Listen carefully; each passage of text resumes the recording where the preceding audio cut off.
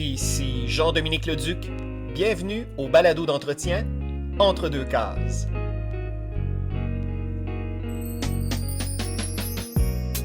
Aujourd'hui, je reçois Marianne Saint-Jacques, médiatrice culturelle en bande dessinée franco-ontarienne, qui a notamment été l'antenne canadienne et québécoise du site web français Actua BD. Marianne Saint-Jacques, salut.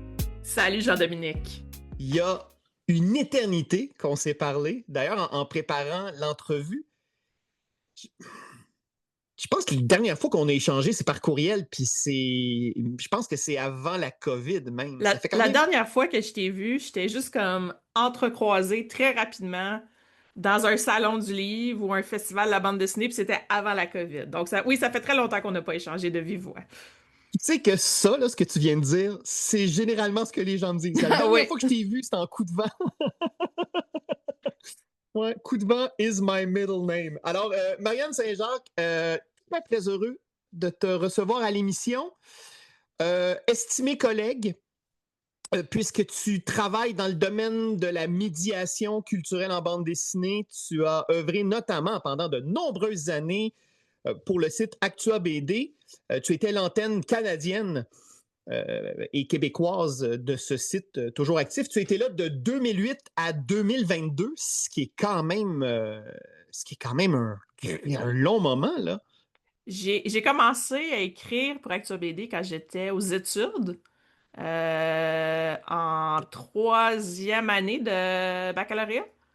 Puis c'est ça a un peu grandi avec moi, cette expérience-là. Puis Mais dis-moi, comment ça s'est présenté? Parce qu'en 2008, l'Internet n'était pas ce que c'est aujourd'hui, hein, ce que c'est aujourd'hui. Donc, oui, il y avait des plateformes, mais quand même, comment Actua BD est venu te recruter? Comment ça s'est passé, ça?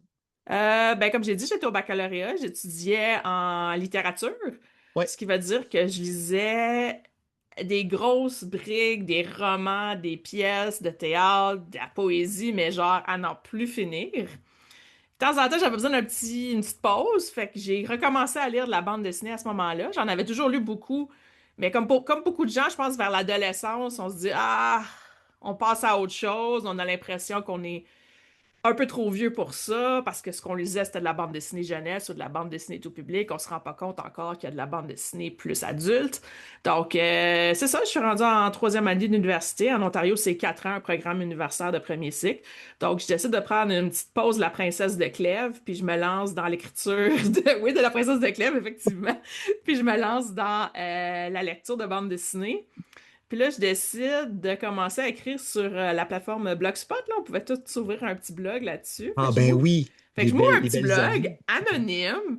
Puis là, je parle de mes lectures, puis tout ça. Puis à un moment donné, je reçois un courriel d'Actua BD qui dit bon, on cherche quelqu'un au Canada, est-ce que ça vous intéresse? Donc, voilà, c'est comme Wow! ça. Donc, recruter sur les internets, c'est quand même génial, ça. Oui, oui, c'était une belle surprise. Puis moi, je dis rarement non. Là. Surtout dans ce temps-là, je disais rarement non à des projets ou à des propositions. Donc, c'est toujours intéressant de voir juste où ça pouvait me mener, là. Ben, d'ailleurs, la bande dessinée s'est invitée dans le cadre de tes études parce que tu as rédigé un mémoire sur Anki Bilal. C'est une Oui, thèse ou un c'est mémoire? vrai. Oui, au Québec, on appellerait ça un mémoire de maîtrise. Ouais, Où j'étudiais à l'Université d'Ottawa, on appelait ça une thèse de maîtrise, parce qu'on peut faire un mémoire qui était beaucoup plus court ou OK. la thèse de maîtrise qui était environ une centaine de pages sur Anki Bilal. Puis c'est drôle que tu m'en parles parce que tout à l'heure, je suis allée à la bibliothèque municipale, puis je viens juste de sortir Bug, tome 4 d'Anki Bilal, donc Ouais. ça fait encore partie de ma vie. Ah oui, c'est vrai, le nouveau tome est paru, ouais. Exactement. Ouais, j'ai un petit peu d'arriérage. C'est assez glaçant, lire ça, Bug. Ne trouves-tu pas? Il me semble que, tu sais, la prémisse si je me souviens bien, la prémisse de Bug, c'est Internet plante et l'humanité est laissée face à elle-même. Oui, c'est pas mal ça. Mm. En fait, c'est un Mon écroulement. appréciation personnelle des 3 premiers tomes est relativement mitigée, là, Ouais, parce que je trouve qu'il y a quand même beaucoup de répétitions par rapport à la tétralogie du monstre, par rapport à trilogie ouais. qu'il y avait avant, par rapport à la trilogie Nicopole. Donc, des fois, je trouve qu'on ressasse un peu les mêmes thèmes, mais je bouderai pas mon plaisir de lecture pour autant, là. Oh, ben d'ailleurs, tiens, à brûle pour point, puisqu'on parle d'Anki Bilal. L'as-tu déjà rencontré d'ailleurs, Anki Bilal? Oui, une fois Ouais. au Salon du Livre de Montréal de 2019, je crois, quand il est venu. Ah, bon, ben, OK. Oui, oui, j'avais animé Puis, une causerie avec lui. Il est gentil, hein? ben non, mais je veux dire, je l'ai rencontré à la table de dédicace, là. Ah Puis oui, OK. ça a donné que Radio-Canada était là. Donc, il y a une vidéo de moi à Radio-Canada qui rencontre Henri Bilal à la table de dédicace, mais c'était vraiment genre un petit 30 secondes, là. Tu sais, il a signé mon livre, on a pris une photo, ça a été Et est-ce que capturé tu par lui as dit Radio-Canada. que tu avais consacré une thèse à son sujet? Oui, mais ce qui est arrivé, c'est que pour avoir le droit d'utiliser les images dans ma Ouais. thèse, j'avais écrit à son éditeur pour demander les droits. Donc, puis là, l'éditeur m'avait écrit, ah, Anki Bilal vous accorde les droits, mais tu sais, vous devez remplir telle condition. Donc, tu sais, quand je l'ai rencontré, j'ai juste dit, ben là, qu'est-ce que tu veux que je lui dise? Je le connais pas, je veux pas être trop fangirl, je vais avoir 10 secondes, donc qu'est-ce que je peux lui dire? J'ai dit, ben merci de m'avoir accordé les droits. Donc, tu sais, c'est ce qu'on appelle un humble brag, là, comme en Ouais. passant, j'ai écrit sur vous, là, mais ouais, c'est ça. Et si tu avais un album, un seul livre de Bilal à recommander, Hmm. ce serait lequel? Ça, c'est dur. Ouais, ben je sais. L'intégrale de la tétralogie du monstre.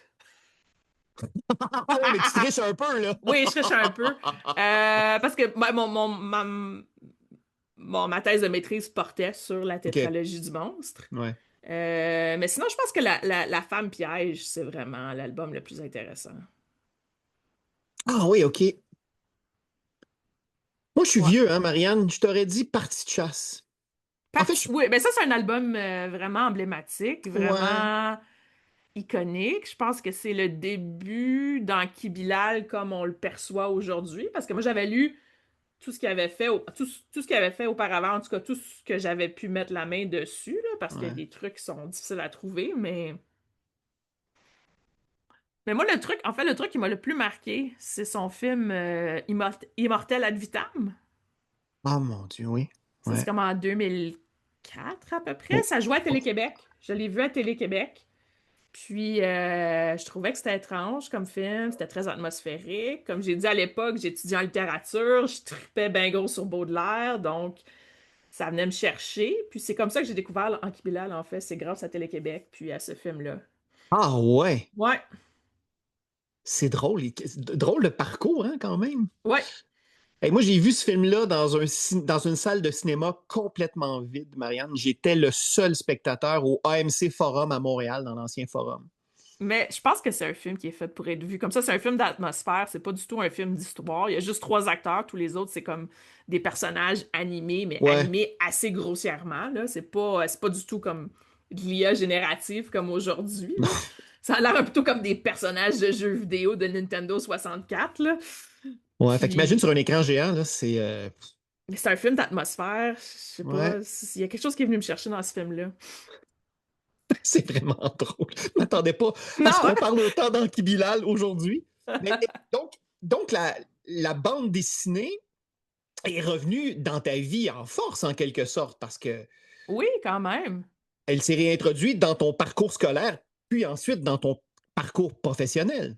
Mais quand on dit elle s'est réintroduite dans mon parcours scolaire, là, je l'ai pas. Il y avait pas nécessairement des cours de bande dessinée pour moi à l'école, là, à l'université, là. C'est juste que moi, je me suis. J'ai recommencé à m'intéresser personnellement à la bande dessinée. Et puis là, j'ai rencontré des profs dans mon département qui s'intéressaient. Mon directeur de thèse, on va le saluer, Michel Fournier, avait une immense poster de quatre, la dernier tome dans Bilal de la tétralogie du monstre dans son bureau. Donc, quand j'ai vu ça, évidemment, là, j'ai eu un coup de cœur. J'ai dit, ah mon Dieu, mais vous aimez Anki Bilal, mais moi aussi. Puis là, en tout cas, c'est comme ça que j'ai pu travailler là-dessus. Et puis j'ai pu avoir la chance de l'avoir comme directeur à ce moment-là, là. Ouais, parce que ma question, c'était comment on vend ça à cette époque-là, tu sais, consacrer une thèse sur une bande dessinée. Tu sais, aujourd'hui, c'est pas mal plus présent dans le cursus scolaire à différents niveaux. Mais tu sais, à l'époque, quand même, surtout dans une formation en littérature, j'imagine que la bande dessinée à l'époque n'était pas vue en tant qu'égale de la poésie ou que le théâtre ou que. la Honnêtement, littérature? j'ai pas eu de réticence. Non, les gens étaient quand même très ouverts. Il y avait un autre professeur au département qui s'intéressait beaucoup à Tintin aussi. Donc, c'est sûr que c'est pas comme si j'étudiais à l'UQO, là, où il y avait vraiment des spécialistes. On salue Ouais. nos amis Sylvain Lemay, Jean-Charles Andrieux de Lévis. Ouais. Mais non, quand même, j'avais la chance d'avoir des professeurs qui s'intéressaient à ça. Puis, ouais, non, il y a pas eu de réticence. Il y avait déjà eu une thèse qui avait été soutenue au département, une thèse de maîtrise sur Claire Bretéché quelques années plus tôt. Donc, OK. c'était même pas la première dans mon département, là. Et donc, en 2008, lorsque tu te mets à écrire sur la bande dessinée québécoise et canadienne Mm. pour le site Actua BD, le paysage est fort différent d'aujourd'hui, là. Il y a vraiment moins de choses qui se passent. Ouais, Puis moi, je connais rien en passant, là. Quand on me dit, veux-tu parler de bande dessinée québécoise? Moi, j'en lis aucune. J'en lis aucune à ce moment-là. Donc, c'est ma découverte de la bande dessinée québécoise en même temps aussi.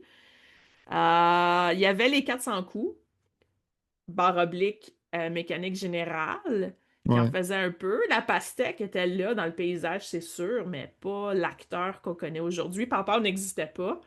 Il y avait Mécanique Euh, Générale. oui, oui, mécanique générale, mais comme Glénat BD, ça commençait à cette sous son époque-là. ancienne forme, je dirais, Ouais, là, pas dans un gros groupe d'édition. ouais. Donc, peut-être que c'était un bon moment pour commencer, parce que aujourd'hui, je pense que je me sentirais dépassée par tout ce qui se fait, là, tu sais. C'est Et plus ça, en facile fait, d'entrer en douceur quand le milieu est plus petit, quand le paysage est plus petit. On peut se former plus rapidement, là. Ce qui veut pas mais dire qu'il n'y en avait pas eu avant, comme dans les années 80, ça avait été une année, ça avait été des années très fastes avec Crow et tout. ouais. Mais là, en 2008, c'était vraiment comme les balbutiements de ce qu'on connaît aujourd'hui. Et avais-tu, à cette époque-là, est-ce que tu te souviens des impressions, des sensations que tu avais quand tu couvrais la scène locale? Euh, Parce que c'est juste avant. Tu parlais de Blogspot tantôt. Là, on arrive dans les blogs avec Iris, Oui. avec Sviane, avec Caton, avec Caroline Bro, etc. Il y a tout, en fait, tu commences à un moment où il y a un écosystème qui est vraiment en train de passer à une autre étape. Oui, oui, puis je veux dire, quand on a 20 ans, on est insouciant, là. Quand on a 20 ans, on est très confiant dans nos habiletés, on est insouciant. C'est avec l'âge, puis le recul, puis l'expérience qu'on commence à avoir un petit peu plus de capacité pour auto-analyser ce qu'on fait, se demander est-ce que c'est bon, est-ce que je suis à la hauteur, est-ce que, bon, ben, à cet âge-là, moi, je pensais que j'étais le top du top, là. Je me posais pas les mêmes questions que je me poserais aujourd'hui, là. C'est le fun, l'insouciance, hein? Ah, l'insouciance de la jeunesse, si je pouvais retrouver ça, là. Et donc, ton rapport avec Actua BD, tu sais, à ce moment-là, Actua BD, il y a quelqu'un quelque part qui a une intuition ou qui constate qu'il se passe quelque chose Oui. ici au Québec, puis au Canada, parce qu'il faut le dire, hein? Au Canada aussi. Tout à fait. Il y a des structures comme Conundrum Press, évidemment Drone and Quarterly qui était là déjà depuis un certain moment. Dans l'Ouest canadien aussi, il y a des belles choses qui se passent. Ouais, Made in Portage, Press, Ouais, High Water Press. ouais, des structures qui sont toujours aujourd'hui euh, opérationnelles, hein, qui poursuivent leur travail éditorial. Euh, Est-ce qu'à ce moment-là, quand Actua BD vient te chercher, est-ce que tu as des paramètres précis? Euh, On m'a plus ou moins laissé carte blanche, puis moi j'y allais avec ce qui était à portée de main. Donc évidemment, moi j'habite à Ottawa, donc mon premier reportage c'était au Salon du livre de l'Outaouais ou par la suite au rendez-vous de la BD de Gatineau. Donc, puis en plus je suis aux études là, à ce moment-là, donc mes déplacements sont limités, mon budget est limité. Euh, Donc non, on m'a plutôt laissé carte blanche, puis c'est ça, je proposais des trucs en fonction, soit en fonction des services de presse que je recevais ou les événements locaux ici dans la région, puis par la suite, plus à Montréal ou à Québec, mais c'est ça. et qu'est-ce que tu as trouvé dans toutes ces années-là de couverture? Deux questions. Ouais. Qu'est-ce que tu as trouvé le plus difficile dans ce travail de couverture-là? Et qu'est-ce qui t'a apporté les plus grandes joies dans ce travail-là aussi? Parce qu'il faut le dire, hein, tu étais très, très assidu, tu as une belle plume en plus. C'est Tes gentil, articles merci. étaient nickel tout le temps, tout le temps, tout le temps. Vraiment, je tiens vraiment à te lever mon chapeau parce que quand on te lisait et quand on te lit, on le sait que c'est du travail et on sent tout le sérieux de ta démarche. Moi, je trouve ça triste que tu n'écrives plus sur la bande dessinée en tant que telle, là, que tu sais, je ne peux pas ouvrir mon Internet puis me dire, tiens, je vais aller lire la plus récente chronique de Marianne. Mais Donc, ouais, ça me- qu'est-ce qui t'a, dans toutes ces années-là pour Actua BD, qu'est-ce que tu es le plus fier ou en tout cas, qu'est-ce qui t'a plu le plus dans cette expérience-là? Puis qu'est-ce qui t'a peut-être exigé un peu plus qui a relevé un peu plus du domaine du défi? Ben, je pense qu'il m'a plu le plus, c'est les rencontres, que ce soit avec les auteurs, que ce soit avec les autres collègues comme toi, comme les autres chroniqueurs que je rencontrais, les spécialistes, des gens qui sont devenus des amis. Salutations particulières à Francis Hervieux. Tu sais, je veux Oui. dire, c'est vraiment les rencontres. Salutations à Maël Ranou. Ouais. Ça m'a ouvert des portes. J'avais plein de contacts, de correspondants en Europe. Toute l'équipe d'Actua BD. Salutations à Didier Passamonique. Euh, donc, aussi à travers la CBD, l'Association des critiques et journalistes de bande dessinée. Donc, ça, c'était le mieux. Je pense que c'était les rencontres. Euh, le plus difficile, honnêtement, je sais pas si c'est comme ça pour toi aussi, mais je trouve que plus on écrit, plus c'est difficile. Parce que Ah oui. plus on écrit, comme j'ai dit, j'ai plus cette insouciance de la jeunesse, donc plus on est critique dans notre travail, Mm. plus on passe de temps à peaufiner un texte, à peaufiner notre réflexion. Puis, personnellement, ce qui arrivait, c'est que ce qu'on me proposait beaucoup, euh, ce qu'on propose beaucoup, en fait, tous les éditeurs nous proposent à peu près toute leur production. Puis, autant il y a des pépites extraordinaires, puis je pense qu'on fait un bon travail de tu sais, de mettre la lumière là-dessus, autant il y a beaucoup d'ouvrages qui sont pas nécessairement mauvais, mais tu sais, sont, sont très moyens, on va dire. Mm. Puis, qu'est-ce que tu veux dire sur un ouvrage moyen? C'est très difficile. Un ouvrage qui est très mauvais, tu peux dire que c'est mauvais, quoique, encore une fois, c'est pas plaisant de faire ça. C'est pas plaisant de descendre un jeune auteur ou une jeune autrice. C'est pas plaisant de descendre un éditeur qui est une petite structure, qui Non, parce roule que pas sur l'or. Donc, il y a déjà ça. Puis en plus, tu rencontres les gens dans chaque événement. Donc, tu sais, c'est sûr que ça, c'est déplaisant aussi de rencontrer des gens que tu as descendus. Donc, bon. Donc, ça, c'est pas plaisant. Puis ensuite, ce qui est pas plaisant, c'est de dire, ben, tu sais, c'est bof-bof, cet ouvrage-là. Tu sais, c'est ni bon ni mauvais. Ou des fois, c'est pas que l'ouvrage est pas bon, mais c'est que comme, tu sais, il s'adresse pas à moi particulièrement. Personnellement, tu sais, de la BD très commerciale, d'aventure pour un jeune public, ça peut être excellent. Je ne suis pas ce public cible. Alors que moi, je préfère, tu sais, les enquêtes, les reportages, ça, ce sont ouais. mes goûts personnels. Donc, au fil du temps, je trouvais ça de plus en plus difficile d'écrire parce que, à part juste porter au nu ce que je trouvais bon, je trouve ça difficile d'écrire un article sur une nuancé sur un album qui m'a pas tant plu, mais qui est pas nécessairement mauvais non plus.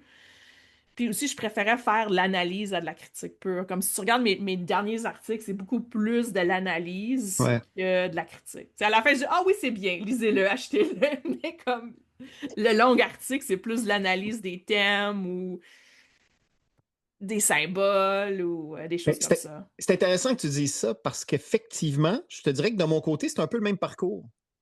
C'est qu'à un moment donné, une fois que tu as trouvé ton angle d'attaque pour parler d'une bande dessinée, ben tu te lances, mais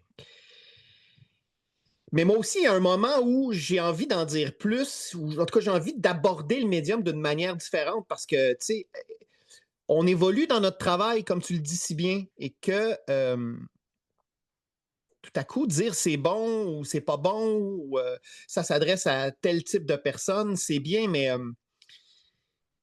je pense que quand on délaisse la critique puis qu'on se dirige un petit peu plus vers l'analyse, ben, ça ouvre des perspectives. Puis il y a le plaisir de l'écriture aussi dans l'analyse qui est beaucoup plus grand, à mon humble Oui. avis. c'est un biais, c'est comme une déformation professionnelle pour moi aussi, parce que en littérature, on lisait beaucoup de choses qu'on n'aimait pas, mais on les analysait pareil. Oui, moi, je peux dire une chose, mes études en théâtre, là, puis tu sais, s'il y a une forme que je trouve ardue à lire, c'est un scénario de théâtre ou un scénario de cinéma. Je veux dire, ça, puis se mettre du vinaigre dans les yeux, c'est pareil. Là. Pour moi, le plaisir de lire du théâtre, mettons, à part pour Samuel Beckett ou Jean-Marie Coltès ou des grandes plumes comme ça, je trouve ça difficile. Fait que toi, tu tripes pas sur la cantatrice chauve, mettons. Ah non, non, non, attention, attention. Ionesco, oui, oui, oui, oui. Même OK. que j'ai joué, moi, j'ai joué le pompier dans la. C'est Ouais, ouais, ouais, vrai? j'ai joué le pompier, moi. Ouais. C'est ma pièce préférée. C'est, ouais, mais ça, à la lecture, il y a une convention avec Ionesco, comme Beckett d'ailleurs, où tout à coup, ces auteurs-là alors, où ils sont dans la didascalie à l'outrance, ou Ou ils il y sont en a aucune. où il n'y en a aucune. Donc, t'embrasses l'une ou l'autre des approches. Mais dans la lecture de ce type de littérature-là, moi, je trouve ça très, très ardu. Et donc, moi aussi, tu sais, j'ai lu du Paul Claudel. Je veux dire, toutes mes années d'insomnie, je me disais, ben, je pourrais relire les souliers de satin, le soulier de satin de Claudel, tu sais. Mais finalement, je me dis que même insomniaque, j'étais mieux de lire de la bande dessinée ou de lire autre chose d'un peu plus. Lis quelque chose de plaisant. Tu sais, lis Oui, quelque c'est chose qui va ça. te faire plaisir, là. Exactement. Mais oui, donc l'analyse, puis je sais pas si tu vas être d'accord avec moi, Marianne, mais c'est ça aussi, c'est que sur la durée, quand on fait ce travail-là, comme toi, tu sais, tu l'as fait plus qu'une génération. Donc, comme lectrice, est-ce qu'il t'est arrivé parfois en lisant une bande dessinée de dire, attends, ça, je l'ai lu il y a 10 ans par un autre auteur ou une autre autrice qui a abordé une thématique un peu de la même manière. Tu sais, moi, c'est beaucoup chez les Européens que je vois ça, puis chez les Américains aussi. Où là, tout à coup, on se dit, ouais, mais attends un peu, là, ça, Trondheim, il l'a fait il y a 20 ans. Là. Pourquoi je suis en train de relire ça aujourd'hui? Non, je pense pas que j'ai eu cette impression-là. Mais des fois, tu sais, c'est le fun de noter des références ou de Hmm. l'intertextualité à d'autres œuvres, que ce soit voulu ou non par Ouais. l'auteur ou l'autrice, ou tu sais, comme chroniqueur, on peut vouloir flasher un peu puis démontrer nos connaissances, mais Ouais. non, tu sais, pas tant. Puis de toute façon, tout a déjà été dit, donc c'est pas, Ah, ben oui, ça. ça c'est l'éternel, tu sais, la littérature, la bande dessinée, le théâtre, peu importe, tout est un éternel recommencement. Donc non, j'ai pas eu trop de déjà-vu, je pense. Tu parlais un peu plus tôt de ton implication dans l'ACBD, qui est Oui, l'Association des critiques et journalistes oui. en bande dessinée. Tu as d'ailleurs, tu as piloté pendant un an, je pense, l'antenne québécoise, non? Ben, pas tout à fait. C'est que pendant une édition, j'ai été co-coordonnatrice du prix Ah oui, voilà. à Ouais. CBD Québec avec Nicolas Fréret. Puis là, l'année suivante, je l'ai fait toute seule. Puis après ça, j'ai passé le flambeau Je pense que Nicolas l'a refait une autre année. On a passé le flambeau à Raymond Poirier. Ouais. Donc, puis là, je pense maintenant que c'est Sylvain Lemay qui s'en occupe. Donc c'est ça. J'ai piloté et copiloté deux éditions du prix. Puis j'étais aussi au bureau, mais seulement pour quelques mois, malheureusement. C'était en plein COVID. Puis à un moment donné, ma santé là, me permettait plus de m'impliquer autant là. Tu sais que, ouais, c'est ça, tu parlais de Sylvain Lemay. Il reste, je pense qu'il y a Robert Laplante. Il reste très, très peu de gens là, à l'antenne québécoise de l'ACBD présentement. Là. Oui, parce que aussi Raymond Poirier est devenu conseiller municipal à Québec. Donc, Mhm. il a entamé un nouveau chapitre de sa vie. Il y a Jean-Charles Andrieux de Lévis, Oui, c'est vrai. Ouais. qui est maintenant à Gatineau. Donc, il y a lui. Après ça, je suis pas trop dans les nouvelles, là. Je connais pas les nouveaux adhérents ou quoi que ce soit parce que je suis plus membre de la CBD, parce que je n'écris plus. Donc, il n'y a pas vraiment de raison d'être membre d'une association quand on n'est pas actif. Mais oui, c'est vrai, il y a beaucoup moins de gens qu'il y a 10-15 ans là, au Québec, certains. Euh, Tu es également beaucoup impliqué, et ça, je suis vraiment curieux de t'entendre là-dessus. Tu animes un club de lecture Oui, à la bibliothèque de l'Université d'Ottawa, mon alma d'Ottawa. mater. Oui, Ouais, ben, je travaille à la bibliothèque maintenant depuis 3 ans, à peu près, un petit peu plus que 3 ans. Donc, puis là, on m'a confié des mandats francophonie. Donc, j'ai dit, ben, voici ce que je propose pour créer une programmation culturelle en français. On va animer un club de lecture de bande dessinée. Là, mes patrons font, ou mes patronnes font, OK, peut-être. Mais je dis, ça va être basé sur des thèmes, des valeurs stratégiques de notre plan stratégique. OK, parfait. Donc, on a eu plusieurs sessions. On a eu une session sur les voix autochtones. On a mis à l'honneur des créateurs-créatrices autochtones. Une séance sur le féminisme avec des autrices qui traitaient de ça dans leurs ouvrages. Une séance sur l'environnement. Une séance sur la fierté, deux esprits LGBTQIA+. En janvier, on vient d'avoir une séance sur l'accessibilité. On a lu La Méduse, on a ouais, lu Ma vie en Lofi, ou Ma vie en Lo-Fi, puis on a ouais, de Simon lu, Labelle, ouais. exactement, puis on a lu aussi La différence invisible sur l'autisme là, de Julie Daché, Mademoiselle Caroline. Ouais. Fait que là, il nous reste 2 séances, une en février pour le mois de l'histoire des Noirs, puis une en mars parce que c'est le mois de la francophonie. Je pense que c'est la séance à laquelle j'ai le plus hâte parce que c'est mon thème préféré. Donc, on va lire La Petite Russie de Ouais, Francis Desharnais. On va lire Aya Diopougon. c'est formidable, ça Ah, aussi. c'est fun. Ah, que c'est formidable. On Ouais. va lire Petite Russie, Aya Diopougon. Ah, oh mon Dieu. Éléments de langage, cacophonie en francophonie, sur la chute de Michael Jean à l'Organisation internationale de la francophonie. Ça, je ne l'ai pas lu. Ouais, non, c'est par son ancien, je pense que c'était son chef de communication. C'était quelqu'un qui travaillait pour elle dans son cabinet, OK. Bertin Leblanc, et un illustrateur dont j'oublie le nom, Paul Gros, je pense qu'il s'appelle, ou Paul Go, un des deux. Puis c'est ça, c'est sur toutes les tractations internes, les petites chicanes de coulisses à l'Organisation internationale de la francophonie. C'est vraiment bon. Si t'aimes les potins politiques, là, c'est très intéressant. Puis, Michaëlle Jean, c'est une ancienne chancelière de l'Université d'Ottawa. Donc, c'est elle qui m'a remis un de mes diplômes, je crois. Donc, ça donne bien. Puis, on va lire aussi une bande dessinée franco-ontarienne qui s'appelle Un mystère en Ontario français, l'ordre de Jacques Cartier. Donc, Alors, dis-moi, qui, qui participe à ton club de lecture, là? Mettons, au niveau démographique, ça a l'air de quoi, là? Les gens c'est qui... ouvert à toute notre communauté universitaire. OK. Donc, ça peut être des étudiants, des membres du corps professoral, des membres du personnel. Ça dépend vraiment d'une séance à l'autre. C'est sûr que jusqu'à présent, c'est plus populaire avec les membres du personnel.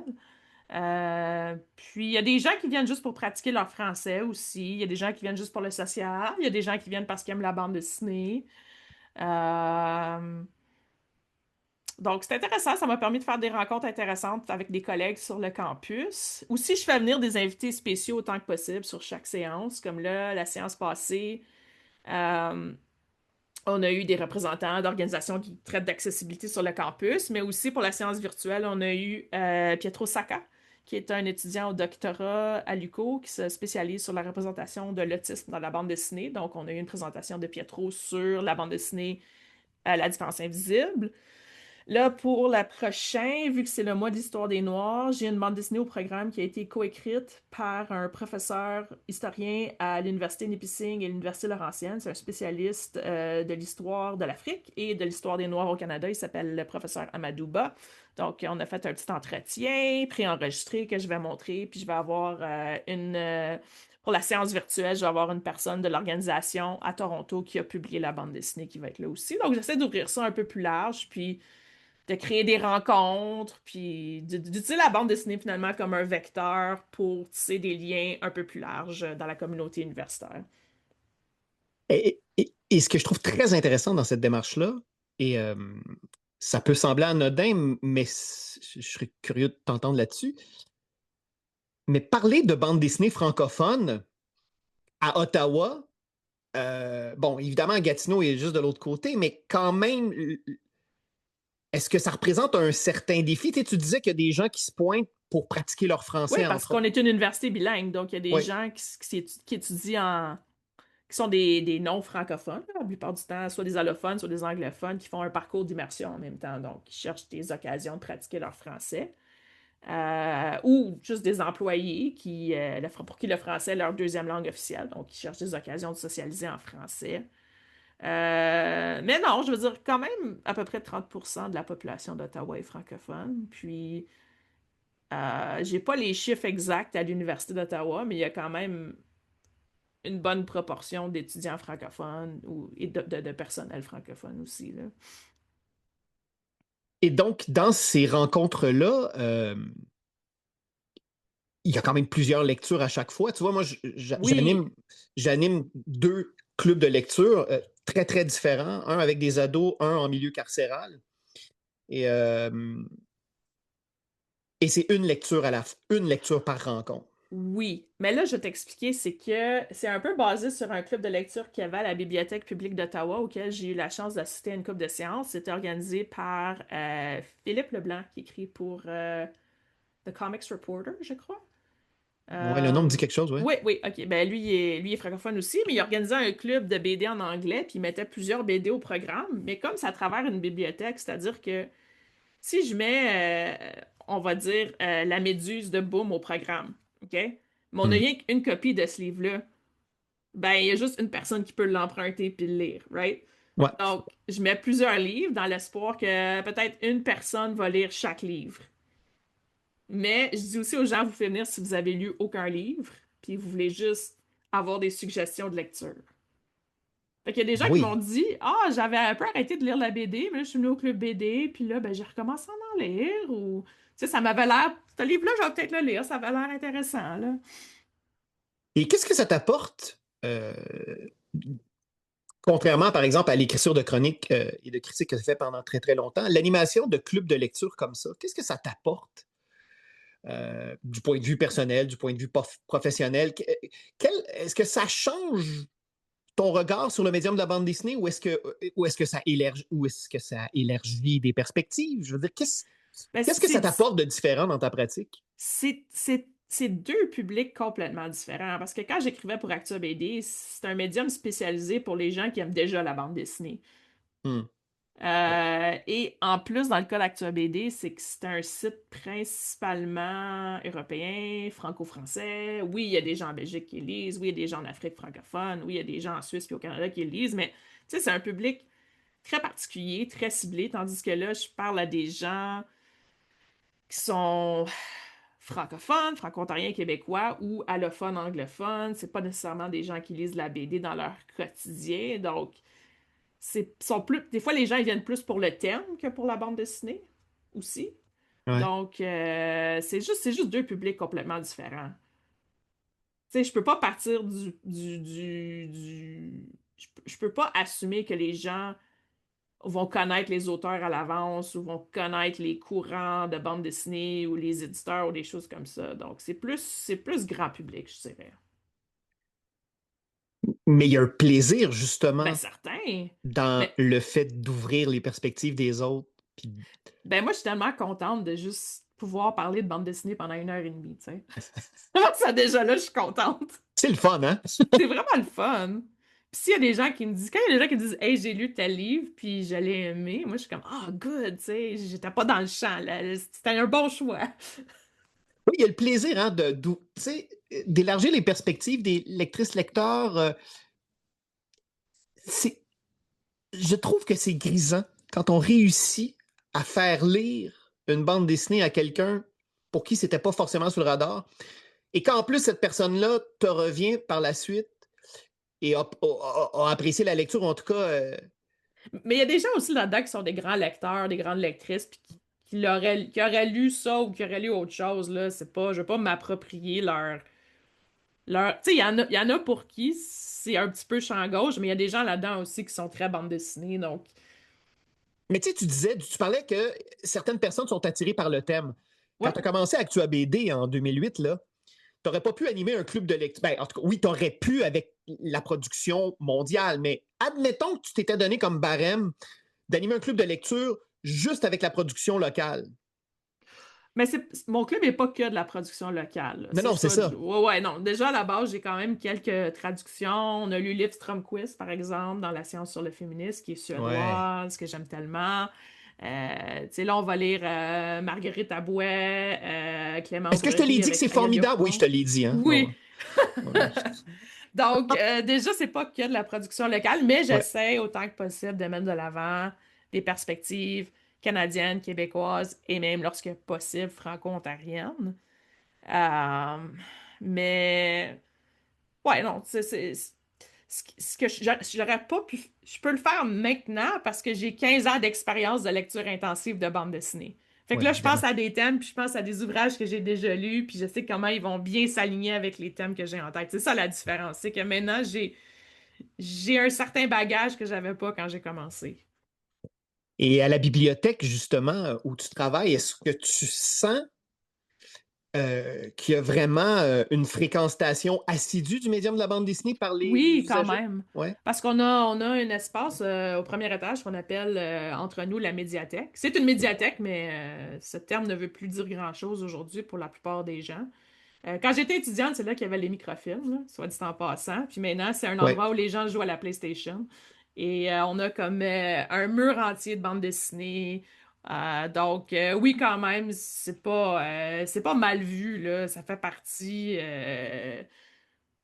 des habitudes de nos usagers, là. C'est pas, il n'y a pas une lutte à faire, là. Les gens sont, il n'y a pas un climat anti-bande dessinée, là. Et de ta perspective de franco-ontarienne, Ouais. je serais curieux de t'entendre justement ben, sur la production nationale. Tu sais, en Ontario, il se fait de la bande dessinée.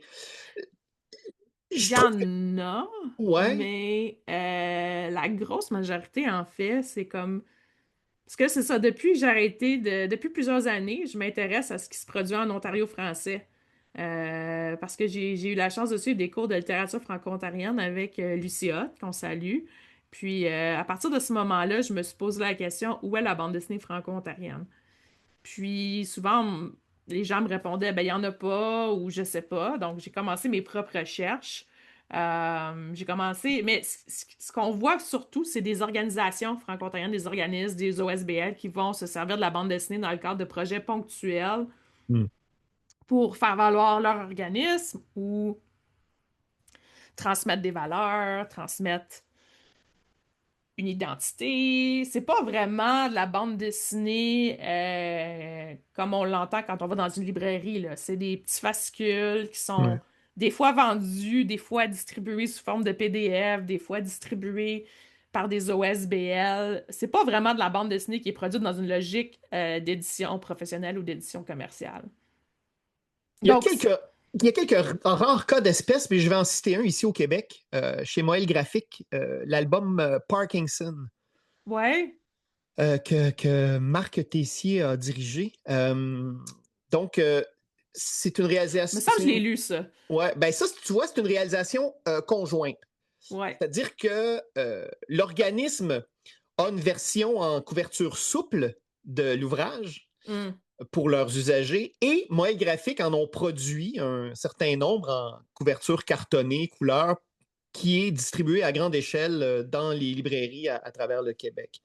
Mais c'est vrai que c'est plutôt rare, ça. C'est vraiment un réseau en parallèle.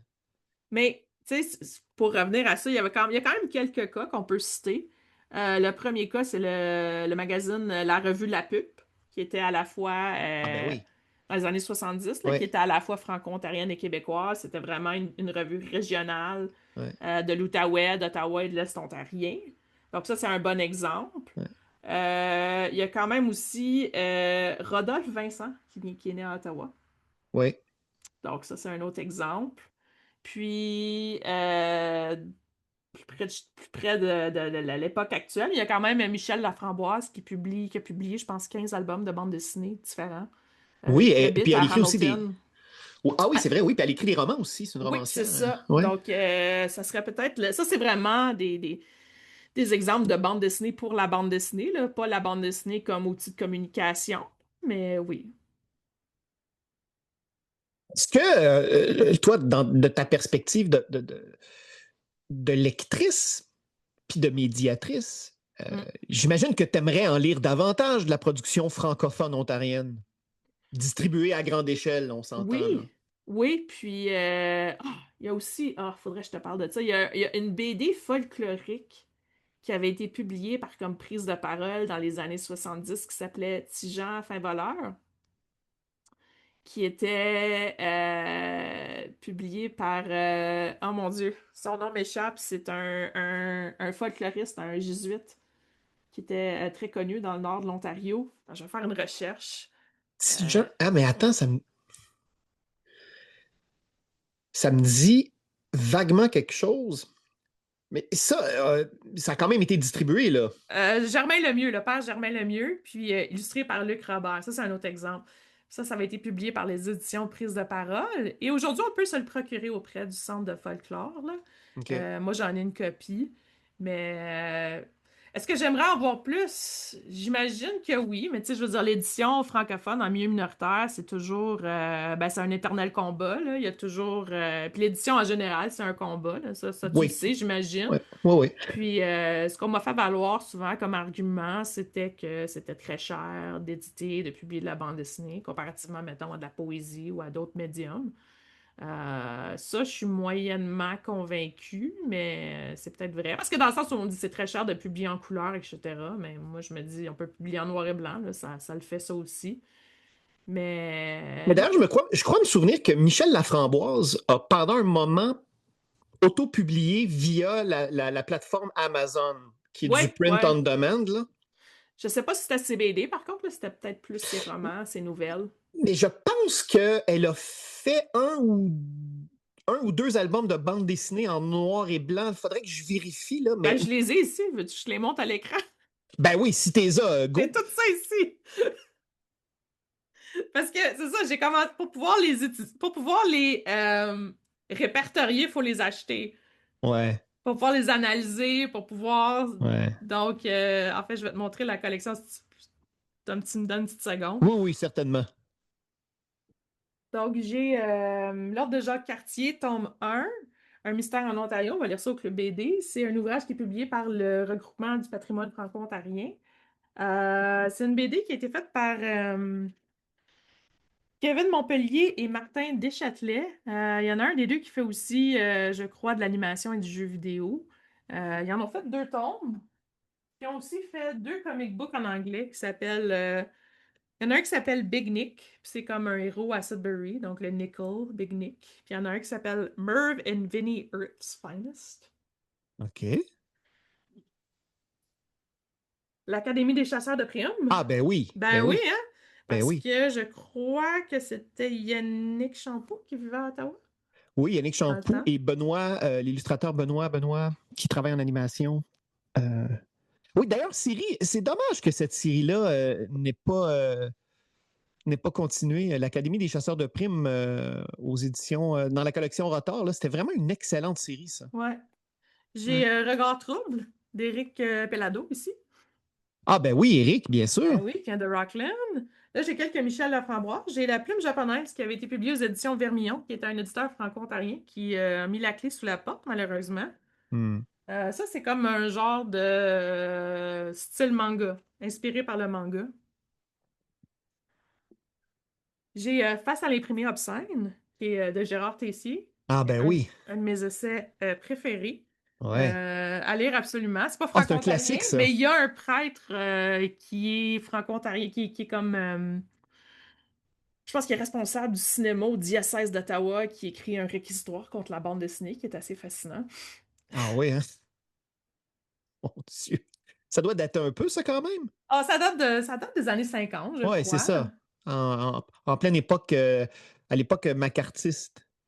Ouais. Le Jardin du Général de Michel Laframboise et Rouego de Michel Laframboise aussi. Je sais pas, c'est peut-être celui-là qui a été publié sur une plateforme. Il y a des ouvrages un peu plus anciens, Les Polytechniciennes, tome 1 et tome 2 de Michel Laframboise, donc sur l'école polytechnique, parce que c'est là qu'elle a étudié. Je crois qu'elle est ingénieure de métier. Et Maîtresse du vent aussi. Je crois que ça a été publié chez Écofiction de Michel Laframboise aussi. Mais tu vois, Marianne, comme tout ce que tu nous présentes, là, Ouais. loin de moi l'idée de te dire fais ci, fais ça, mais Non, non, mais j'ai des choses en tête pour ces affaires-là. bon, parfait, excellent. C'est tout ce que je voulais savoir. Ouais. L'Ordre de Jacques Cartier, tome 2. Ouais. Ensuite, on avait des auteurs de BD ici dans la région qui publiaient des trucs plus identitaires. Donc, Éclatant, Histoire franco en Ontario. Ça a été comme plus ou moins. Ça a été publié par le regroupement du patrimoine franco-ontarien. J'ai Le Canadien ici de Hicham Absa, qui est du Québec, évidemment, et Buddy Ngoy, ou Ngoy, je ne sais pas comment on dit son nom. C'est sur l'identité noire au Canada. Lui, il vient d'Ottawa. Le rêve canadien du même duo. Euh, Pianissimo, ici, de Michel Laframboise. Petit Jean fin voleur, dont on parlait tantôt. Ouais. Et finalement, Buddy Ngoy, Corinne Sauvé et Éric Thériault qui ont publié Le rêve canadien. Non, oui, oui, oui, avec Éric Thériault. Ouais, ça fait quelques années, Ouais. ça, hein? Ouais, quand même. Il y Oui, en oui, avait oui. publié un en ligne aussi avec sur Wilfrid Laurier. Mais donc, oui, c'est ça. Donc, il y a encore, tu sais, il y a matière.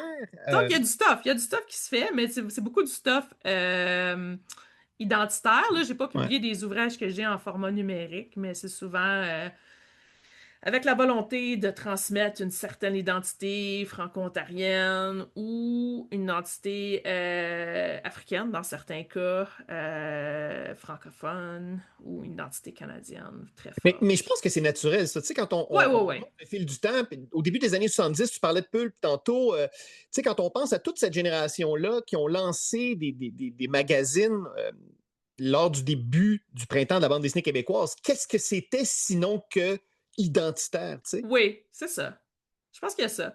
Mais tu sais, dans beaucoup de cas, tu sais, il y en a qui sont très, très bonnes, très bien faites, puis il y en a que c'est autre chose. Mais oui, mais en même temps, c'est la beauté d'un écosystème qui se développe. Oui, C'est qu'on atteint une masse critique où là, on peut tout à coup départager les choses, puis on peut se dire, bon, dans ce panorama-là, ben, il y a de tout. Puis il y a après, c'est vraiment de tout. tout. Il y a vraiment de tout. Puis, tu sais, là-dedans, il y a de l'aventure, il y a des BD qui sont plus pédagogiques, il y a du folklore. Il y a les BD de Michel Laframboise, elle a écrit énormément de science-fiction. Ouais. Donc, oui, il y a quand même des choses.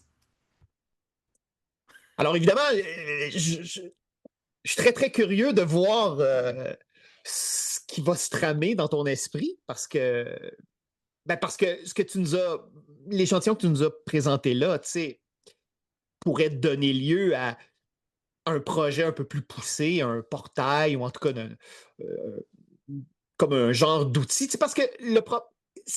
Mais c'est pas tous ces ouvrages-là qui sont comme disponibles en bibliothèque ou disponibles en librairie. Là. Il y en a qui sont épuisés. Ou, Oui, tu mais sais, ne serait-ce que de c'est les c'est pas pour répertorier. le lecteur lambda. Là, il peut pas nécessairement mettre la main sur tous ces ouvrages-là facilement. Là. Mais c'est ça, c'est que le problème quand on est au Québec, je pense, c'est que là, maintenant qu'il y a une production assez foisonnante, tout ça, il y a le petit côté autosuffisance où là, tout à coup, on se dit, bah ouais, OK, là, ça va de soi, la bande dessinée québécoise. Puis là, ben, des fois, on a tendance à se refermer un peu sur nous-mêmes et de se dire, non, non, dans le reste du Canada, il s'en produit de la bande dessinée. Et Dieu sait qu'il s'en produit de la très, très intéressante et c'est très, très diversifié. Tu sais, je parlais Puis, de l'Ouest on n'a pas canadien parlé de l'Acadie, là, parce que j'ai non toute plus. une collection de livres qui viennent de l'Acadie aussi qui sont très intéressants aussi. Là. Tout à fait. Moi, je trouve que ce serait donc le fun qu'il existe un outil, un portail ou. Ça serait le fun. Ça serait le fun, hein, Marianne? On Ben, si jase. quelqu'un a une petite subvention, appelez-moi. Non, mais Ça me pour ferait vrai, plaisir. mais en plus, sais, des fois, on entend les gens, on entend des récriminations, des reproches concernant les subventions, même si, bon, c'est un autre débat. Mais dans le cadre d'un projet comme ça, je veux dire, ça va de soi, là. Comment peut-on s'inscrire en faux contre un projet comme celui-là, justement, de répertorier, de mettre en contact les gens avec cette production-là qui, autrement, sort du rétroviseur, tombe dans des angles morts. Puis, tu sais, à l'image du pays dans lequel on habite, c'est vaste, hein? Le territoire est vaste. Et je pense que la production du 9e art canadien l'est tout autant. Tu sais. Ben, c'est c'est des scènes qui opèrent en silo, peut-être, là, tu sais, dans le sens où Ouais. il y a une scène à Montréal, il y a une scène à Québec, il y a une scène à Gatineau, il y a des scènes en anglais, il y a des scènes en français. Donc, tu sais, moi-même, je suis un peu déconnectée de la scène, de ces scènes-là, donc je peux pas trop me prononcer, mais oui, il y a des choses qui se font, il faut être un peu curieux, il faut être prêt à aller dans des salons du livre ou des salons de fanzine ou des choses comme ça. Puis aussi d'être branché, je pense dans mon cas, c'est d'être branché sur la communauté parce que souvent, c'est pas par le biais de la BD que ça va se diffuser, mais par le biais de la communauté. Ouais. Donc, si tu as un bon réseau communautaire, tu vas apprendre que tel organisme ou telle personne a publié telle chose. Tu vas le lire dans ton journal local, dans ton journal communautaire. Tu sais, par exemple, si on a un journal qui s'appelle L'Orléanais, salutations à Jean-Marc Pacelli, son rédacteur en chef, qui est également auteur de bande dessinée, Tout à qui s'est fait. occupé du rendez-vous de la BD de Gatineau pendant plusieurs années. Donc, Il a même animé un balado, hein? ça se peut. Oui, oui, il a Faudrait animé que un balado, ouais. OK, OK. Ben, Ouais. c'est ça, c'est d'être branché sur la communauté, je pense. Ben écoute, Marianne, je te souhaite et je nous souhaite que tu entretiennes ces liens avec ces communautés-là, euh, que les subventionneurs soient à l'écoute, Ouais, qu'ils soient à ouais. l'écoute, parce que je trouve que de ta perspective, de ton positionnement, de tout ton passif, il me semble que ça serait un beau projet. Moi, je serais très, très, très, très intéressé à prendre connaissance d'un tel projet et à le diffuser dans mes réseaux, hein, parce que. Ah, ça serait apprécié, mais c'est ce qu'on appelle pour moi un slow burn, là. Tu sais, c'est quelque chose qui m'intéresse tout le temps, mais un peu en arrière-plan. Ouais. Ouais. Mais rien ne presse, hein. Ah oui, c'est sûr, c'est sûr. Et puis bon, tu sais, si jamais tu as besoin de quoi que ce soit, tu m'envoies un petit courriel, puis je peux t'envoyer des Ben, PDF, ça va me faire plaisir. déjà, je dois le dire là, que grâce à toi et à Francis Servieux, j'ai eu accès à des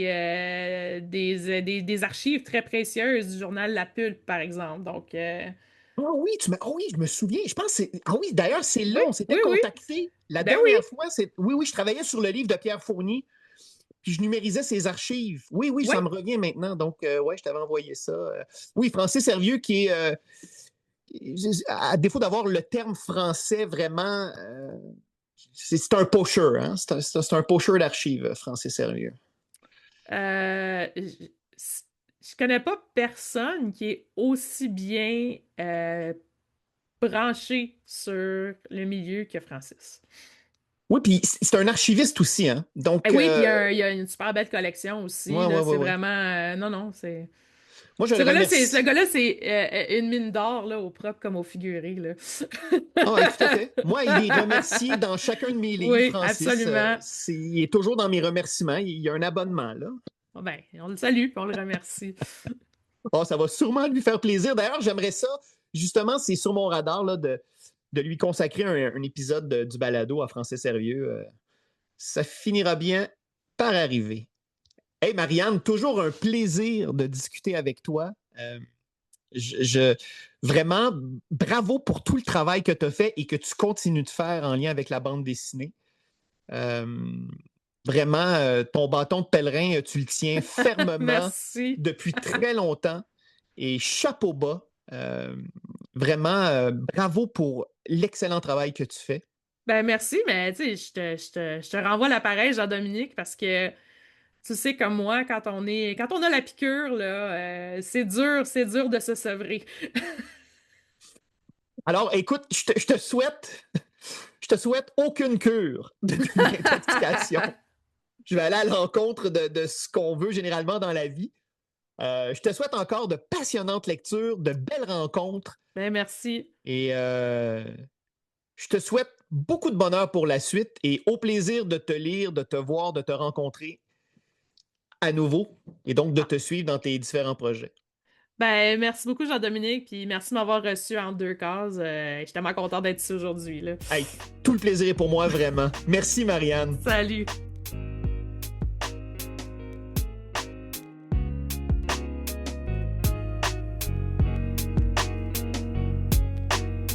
Indicatif sonore, Xavier Pinchot.